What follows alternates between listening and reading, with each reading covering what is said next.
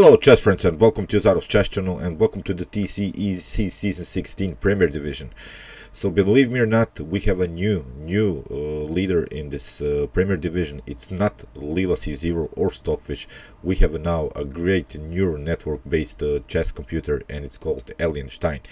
Allie Stein is a project by Adam Treat's program Allie, and here Mark Jordan's program Leela Stein, and combined we have this neural network based really great chess computer Allie Stein. So in my previous videos I said that I thought that Leela C0 and Stockfish will play in the super final, because the two top engines from this Premier Division will then play in the super final, but maybe I was wrong, because as I said, Allie Stein took the lead with some great chess. I think Allie Stein won many games with black pieces. Leela C0 and Stockfish didn't win so many games with black pieces. I think basically they're unbeatable with white pieces. But although Allie Stein lost some games here in this Premier Division, it also won, as I said, many games, and it has now taken the lead, fully deserved. I think you'll see why in this video, because it plays really some aggressive chess. So the game that I wanted to show you today, it was a game played from the round 17 against this other engine Stoofvless, and basically in this Premier Division we have only 3 neural network based chess computers, and it's this Allie Stein, Leela C0 and Scorpion. Scorpion was also introduced in one of my videos from this season 16. And let's see now this game. I think it was really great tactical battle, and here Allie Stein showed really some great tactical skills in a very positional game, but it really transposed into really attractive tactical battle. So let's see. D4 here played by Allie Stein. We have knight on f6 by Stoofvless, and now knight on f3. This move I like. It a little bit delays the development and shows forces now black to show his cards in which opening it will go. So here after g6 we have now the East Indian or the King's Indian defense. Here c4, we have bishop on g7, and now g3. We have now the so-called Cardsball variation. It's really annoying sometimes to play against. Basically, from black's perspective, what we want to do is battle somehow against this slice with bishop with maybe moves a c6 d5, or really try to play sort of a d6 e5 setup, like in the common King's Indian, hope for maybe a flank attack here with the move f5. But here after castling we have bishop on g2, and now here Stoofvless already showed a little bit its cards, because here of course the preparation is to play the move d5, blocking out this very important diagonal for the slice with bishop. It's a common idea, and I think it's also good, a good line to play against this Cardsball variation. So here castling played by Allie Stein, and now we have d5. And one of the best ways for white is simply to keep it dynamic here in the center, to play this double fianchetto situation with the move b3, which Allie Stein of course played, and now we have bishop on e6. This is a good line, but when I used to play these types of setups, I liked always this move bishop on f5, because the main idea is to close the light squares. As I said, after knight on c3 we can play even move knight on e4, and if bishop on b2 we can play simply bishop takes on knight takes on c3. After bishop takes on c3, play sort of a positional pin here with the move bishop on e4, and really wait white to do something with the knight. Then if that happens, we simply trade off the slice with bishop, and then we continue maybe into an equal game, because we have now powerful bishop here from black's perspective.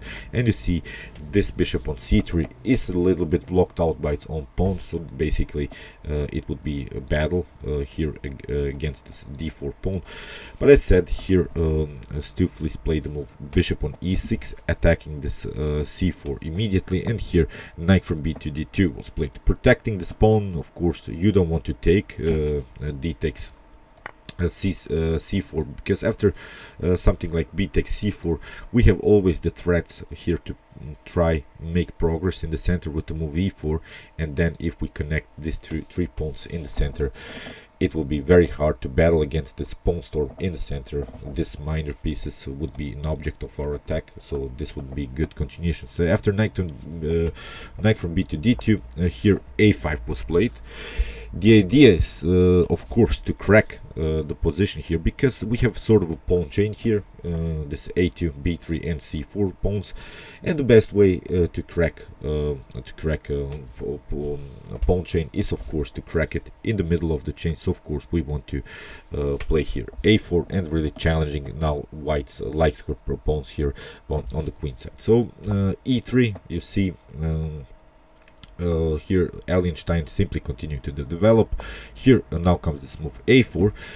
B takes a4 is not so good, because here you have simply now d takes c4, and if you try bishop on b2, we can really close the position here with the move b5 and really have some connected pawns here on the queen side, which could be really dangerous here if black makes progress even with the move b4.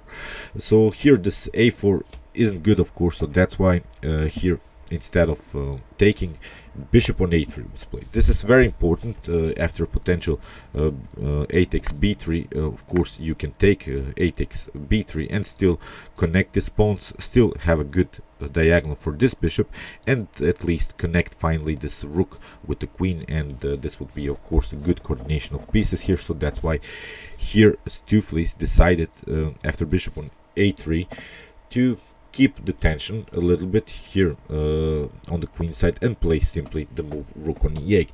So this is sort of a practical move in chess. When you have dynamic positions in chess, you should really try to put all of your pieces towards the center, so keeping it compact. So as said, we have now a dynamic pawn structure in the center, so when that happens, keep it compact. You want maybe even to play something like knight from b to d7, so all of your pieces have to play towards the center. It's one of the main principles in chess. I'll explain that more in my basics in chess videos. If you're familiar with my basics in chess series, I explain their opening principles, middle game strategies, and the end game strategies. You can check it out if you have the time. So as I said, when you have dynamic positions, you want to have compact and really sort of glued together pieces. Here queen on e2 was played, and this is also very good by Allie Stein. Knight on g5 doesn't bring you so much, I think, because you have simple bishop on g4, you haven't accomplished anything, and here after f3 you have bishop on f5, and if you try something like e4, you see it's not good, because here after trades of pawns in the center you have queen on d4, because with the move knight on d2 you have lost the connection between the queen and this pawn on d4. So that's why you see this knight on g5 idea is not so dangerous here, and as said, here black has some counterplay possibilities. So that's why queen on e2, simply healthy chess, as I always like to say. Connecting now the rooks. Allie Stein has finished now the development. Here bishop on f5 was played. Now comes this idea to play finally this move knight on e4, really cementing maybe here this bishop on e4 and play on this positional pin against this knight, and also against this bishop on g2.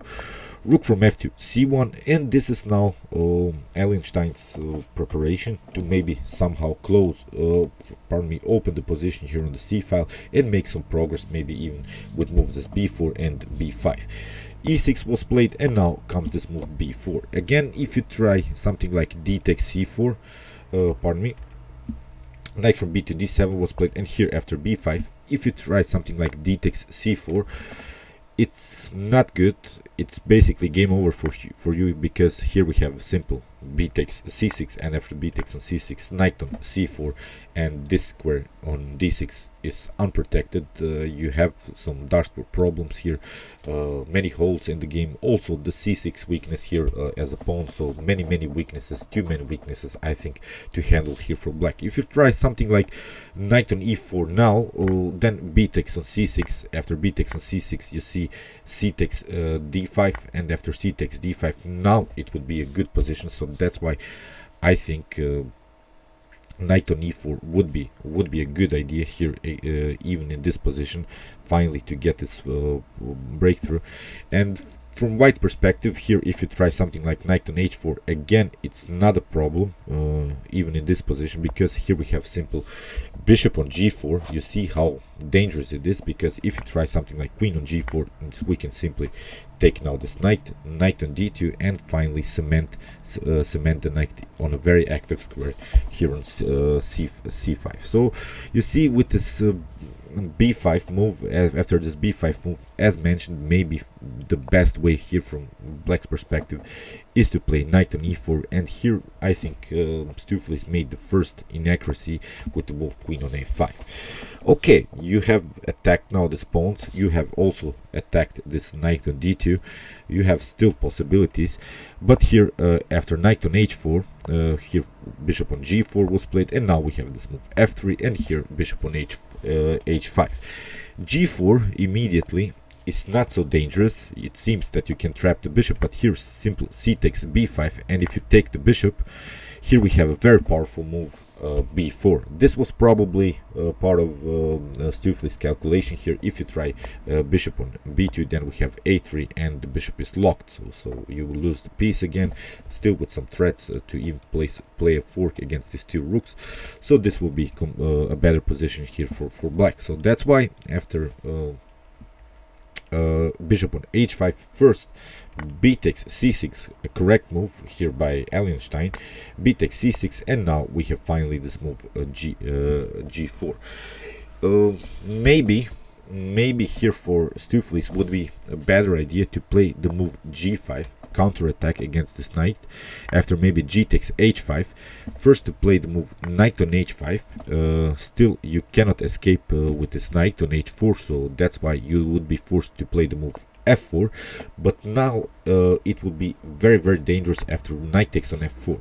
You see, if e takes f4, then bishop on d4, very powerful move. You have to move the king and maybe to take the rook. After rook takes, now maybe queen on c3 would be very dangerous. You have to do something with the bishop, and here even c5 would be a very great tactical idea here for black. After g takes h5, knight on h5 again, and after f4 again this move c takes d4. It's a little bit different move order, but now you see we're opening this diagonal for the bishop, still have this attack possibilities on this f4.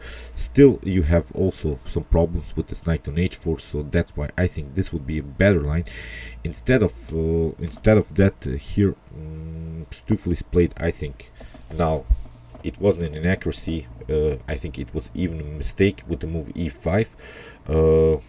The idea is of course to somehow, it seems like a good idea because you're trying to open the e file, because we have a powerful rook and we are playing against this queen on e2. But here simple d takes e5 was played. You see, you don't, after knight takes on e5, you have closed now this very important diagonal for the bishop, because you saw in this couple of examples before that this diagonal was very important for the bishop. Now you have closed the diagonal, and still you have an attacked bishop on h5. So that's why here g takes h5, simple move was played here by Allie Stein, and now d4.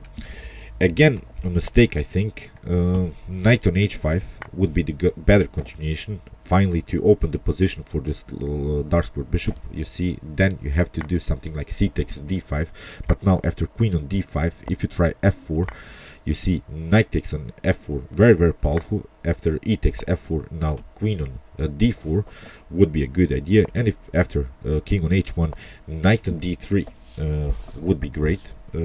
After maybe knight on e4, if you try something like queen on f1, it's not so good, because then you get knight on f2.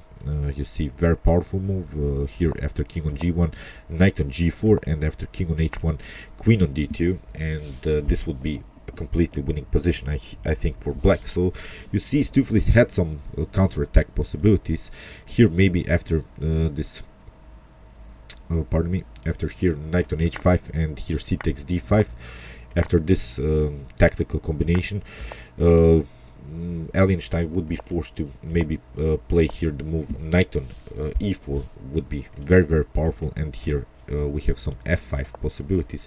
So as said, maybe Stoofvless had some counterattack possibilities, but again made sort of a inaccuracy or mistake, you can call it like you want.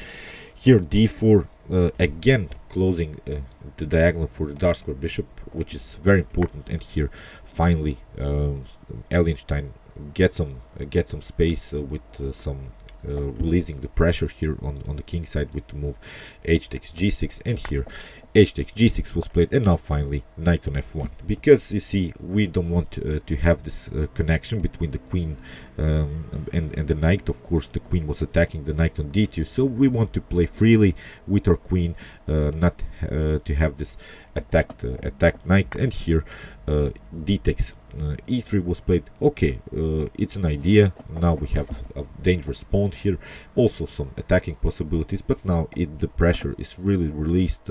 We can always play a blockade against this advanced pawn.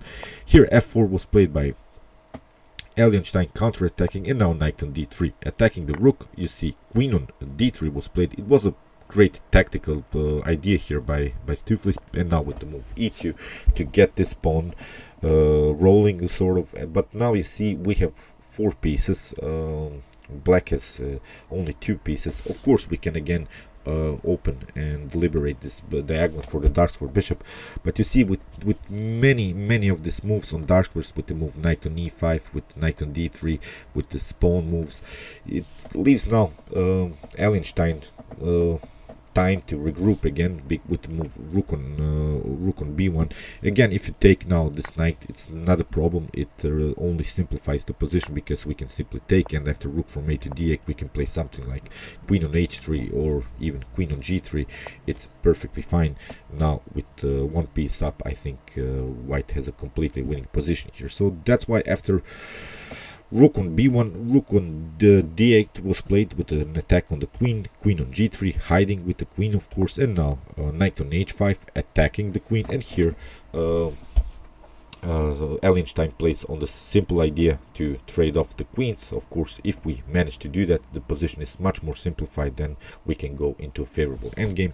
Here queen on c7 was played, and now knight on f5.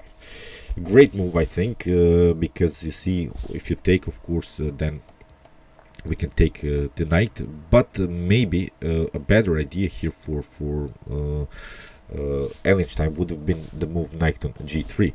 If you try something like bishop on f6, you see, or even knight on f4, we can play a very powerful move here, knight on f5. This is really dangerous, because you cannot take. After knight takes on f5, we have some checkmate threats even on g7, so you're forced to play the move f6. But now queen on g4 attacking the knight. Here queen on g7 is okay. After you see we have the move c5 closing, and here after knight takes on g2 we have king on g2, and here we can even simplify the position more by simply trading off the pieces. Now we can grab this pawn and go into favorable endgame with 1 piece up. So you see after here Allie Stein played even a more dangerous variation with knight on f5. Here bishop on f6 was played with an attack on the queen, queen on g4 of course, not allowing now this move g takes f5, because we want to stay with the queen on this very important g file. Rook on d3, it again was sort of an inaccuracy, because it seems, of course, you have created an attack against this bishop, but maybe queen on f4, a queen takes on f4 would be the better idea, just going into more simplification, because you have to now take some pawns, you have to simplify the position. Maybe knight on e3 can be played, but now I think we can play somehow with this pawn here and hope for a draw. Here after rook on d3, it again leaves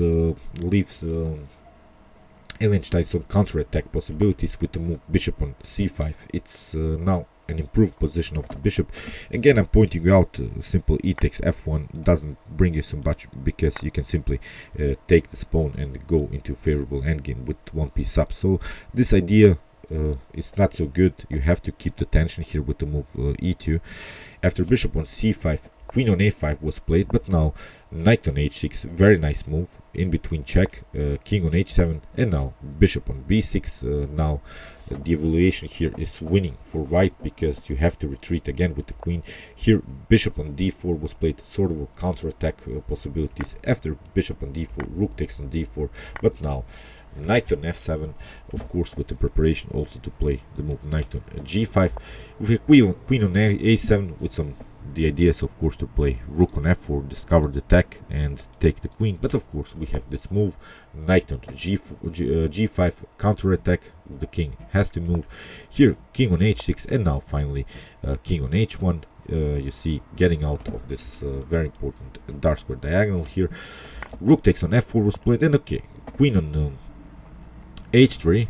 And the funny thing is you have to take now this knight, but you get sort of a weird position of the king.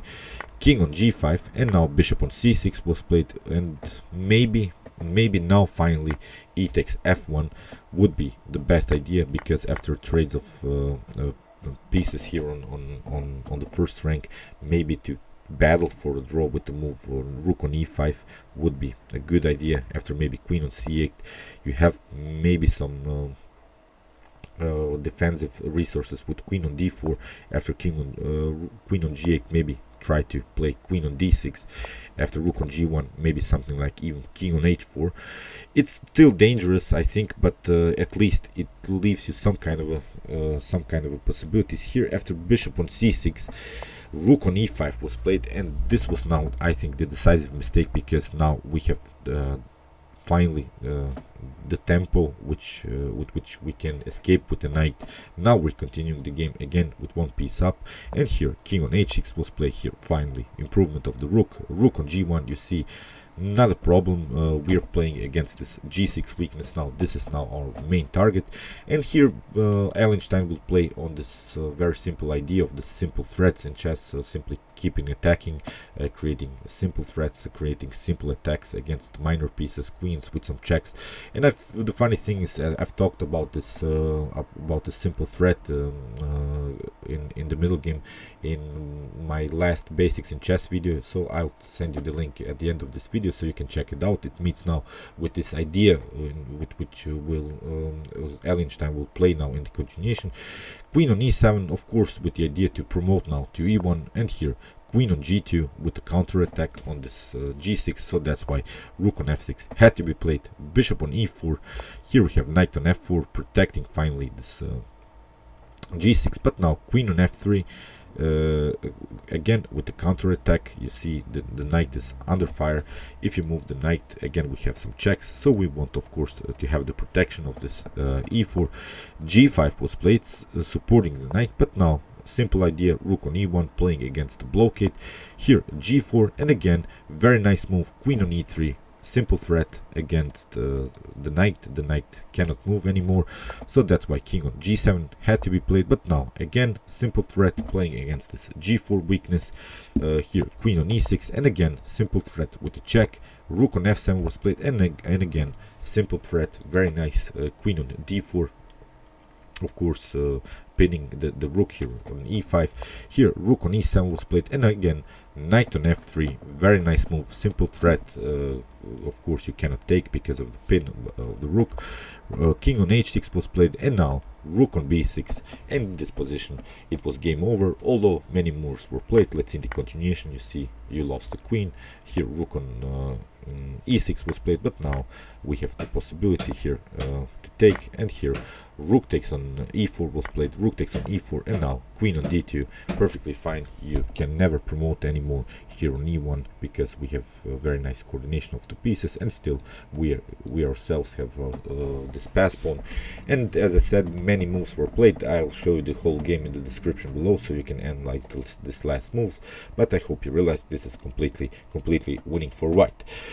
Okay, I hope you enjoyed this game. I'm really glad that we have now a new chess engine here in the TC EC Season 16 Premier Division. As I said, Allie Stein is now the board leader, and I'm really glad that we can now see some more great engines, because we can of course analyze our games, prepare much better in some particular opening lines, and we'll see what will happen in the continuation of this Premier Division, because as I said, only the two top engines will play in this super final. So we had now in the last seasons always this super final between Leela C0 and Stockfish, so maybe Allie Stein will be now the best chess engine, and I hope we can also have in the future some more and more engines with some great